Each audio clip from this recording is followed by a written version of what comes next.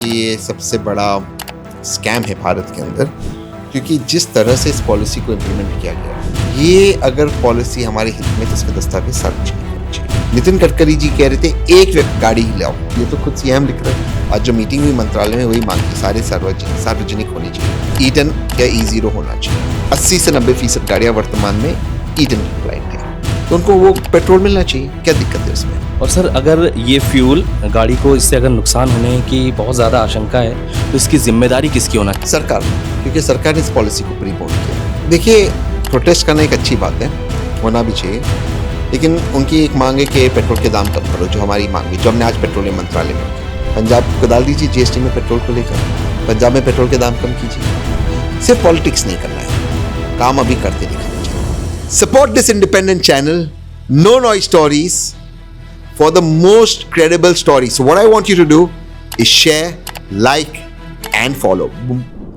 इस समय social media पर एक मुद्दा बहुत ज़्यादा गरमाया हुआ है, E20 फ्यूल। एक तरफ सरकार इसके तमाम फायदे गिना रही है, लगातार बता रही है लोगों को, और दूसरी तरफ विपक्ष और तमाम एक्टिविस्ट हैं जो इसके नुकसान गिना रहे हैं। तो क्या सच में इससे नुकसान है या कुछ फ़ायदे भी हैं?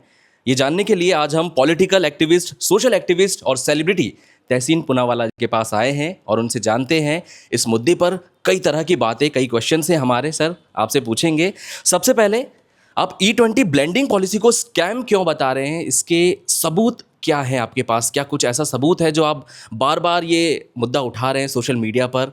क्या कहना चाहिए?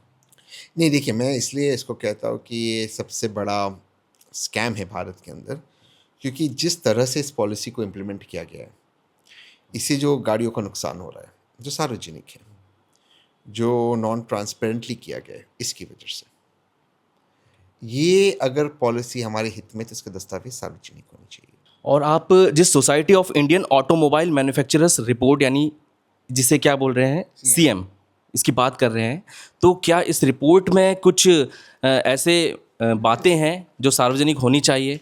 देखिए, इसमें क्या कहते हैं, CM members are observing huge increase in the issues in customer vehicle parts and replacement, like fuel injectors, fuel pump, EGR valve, exhaust parts that are in direct contact with fuel or engine emission gases.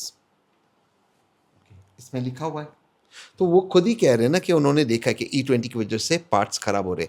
Nitin Gadkari ji कह रहे थे एक गाड़ी ही लाओ, ये तो खुद CM लिख रहे हैं। और मान लीजिए सर, अगर सारे दस्तावेज पब्लिकली होते हैं, वो हमने मांग की आज जो मीटिंग हुई मंत्रालय में वही मांग की, सारे सार्वजनिक होनी चाहिए। तो उन्होंने कहा है कि 60-70% हम करने को तैयार हुए, 30-40% वो कह रहे कि IPA कॉपीराइट से हम बात करेंगे, बट मैं उसको, वो नॉन निगोशिएबल है।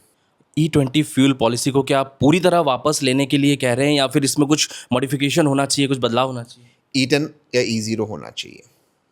E10 E0, जिसकी जो गाड़ी उसमें वो पेट्रोल आना चाहिए। E10 E0 को थोड़ा सा आप, अगर आम जो पहली बार सुन रहा है इस शब्द को, कैसे? मतलब 20% ब्लेंडेड एथेनॉल और 80% पेट्रोल। E10 10% ब्लेंडेड एथेनॉल और 90% ब्लेंडेड पेट्रोल, और 90% पेट्रोल में 10% एथेनॉल ब्लेंडेड। मैं इसलिए कह रहा हूँ बिकॉज 80 से 90% गाड़ियाँ वर्तमान में E10 कंप्लाइंट है, तो उनको वो पेट्रोल मिलना चाहिए। क्या दिक्कत है उसमें? और सर, अगर ये फ्यूल गाड़ी को इससे अगर नुकसान होने की बहुत ज़्यादा आशंका है तो इसकी जिम्मेदारी किसकी होना चाहिए? सरकार की होना चाहिए, मैन्युफैक्चरर कंपनी की होना चाहिए, या फिर जो ऑयल कंपनियां हैं, कौन जिम्मेदारी लेगा? सरकार ना, क्योंकि सरकार ने इस पॉलिसी को प्रीपोन किया। और गाड़ी की कंपनी, क्योंकि गाड़ी की कंपनी कह रही है कि जो प्रेस कॉन्फ्रेंस किया कि कोई नुकसान नहीं होगा, अगर वो कह रहे तो उन्हीं के इंस्ट्रक्शन मैनुअल में क्यों लिखा हुआ है? एक इम्पॉर्टेंट सवाल सर, क्या आपके पास ऐसे कोई वैज्ञानिक प्रमाण या फिर ऐसा कुछ तकनीकी, ऐसा कुछ डेटा है जो ये साबित कर सके कि हाँ, सच में इससे नुकसान है जो आना चाहिए सामने? सबसे बड़ा नुकसान तो एवरेज का ही है, वो तो खुद सरकार कह रही है। दूसरा, खुद सरकार कह रही है कि जो गैस किटें 50,000 नहीं 30,000 किलोमीटर के बाद चेंज करनी पड़ेगी। और ये क्या, यही है ना, ये तो खुद CM की रिपोर्ट कह रही है, पढ़िए ना। Fuel injectors, fuel pumps, EGR valve, exhaust and parts that in direct contact with fuel, यानी कि E20 और इंजन एमिशन गैसेस, ये देख रहे हैं कि उसको रिप्लेस करना पड़ता है, पार्ट्स में दिक्कत आ रही है, हाई क्लोराइड प्रेजेंस है, और ये दिखा रहा है प्रेजेंस क्लोराइड को। तो सर, ये जो E20 नीतियों में जो खामियां हैं, इनको दूर कैसे किया जाए?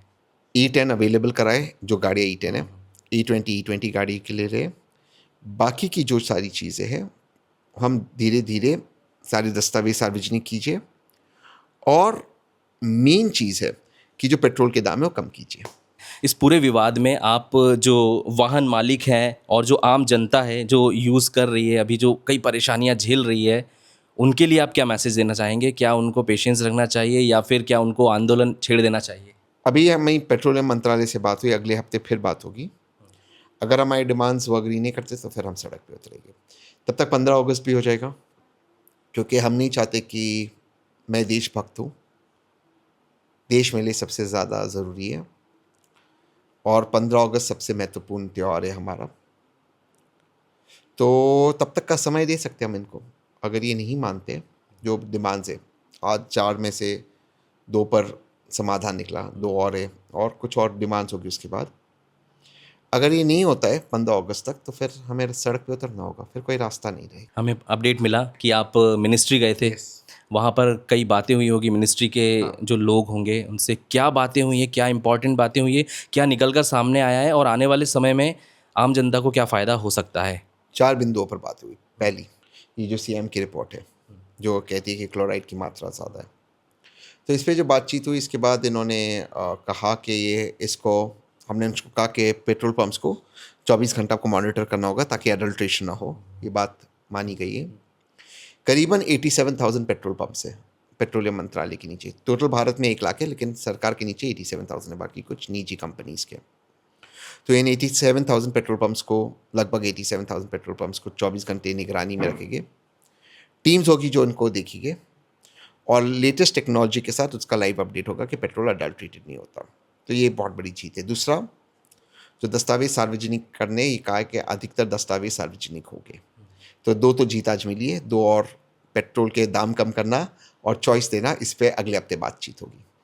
और अभी सर कल की ही बात है, आम आदमी पार्टी ने बहुत बड़ा प्रोटेस्ट किया था, केजरीवाल जी भी उसमें शामिल थे, मनीष सिसोदिया जी। तो क्या लगता है सर, इस प्रोटेस्ट का कुछ फ़ायदा मिलेगा? जो 2,33,000 पिटीशंस इन्होंने मोदी जी को सौंपी है, क्या लगता है? देखिए, प्रोटेस्ट करना एक अच्छी बात है, होना भी चाहिए, लेकिन उनकी एक मांग है कि पेट्रोल के दाम कम करो, जो हमारी मांग भी, जो हमने आज पेट्रोलियम मंत्रालय में रखे। तो क्या वे अग्री करेगी कि पंजाब आ जाए जीएसटी में? पंजाब को डाल दीजिए जीएसटी में पेट्रोल को लेकर, पंजाब में पेट्रोल के दाम कम कीजिए। तो देखिए, हम जो एक सोल्यूशन लाने की कोशिश कर रहे हैं, माननीय पूर्व मुख्यमंत्री दिल्ली के, वो भी सहायता करें, और सरकार के बाद एक मैकेनिज्म जब अगले हफ्ते हमारे पास आएगा, हम विपक्षी दल के पास जाएंगे, तो अग्री करेंगे कि इसको डालें जीएसटी में। वो भी देखो, सिर्फ पॉलिटिक्स नहीं करना है, काम अभी करते दिखाने जनता को। Support this independent channel, no noise stories, for the most credible story. So what I want you to do is share, like, and follow. Boom.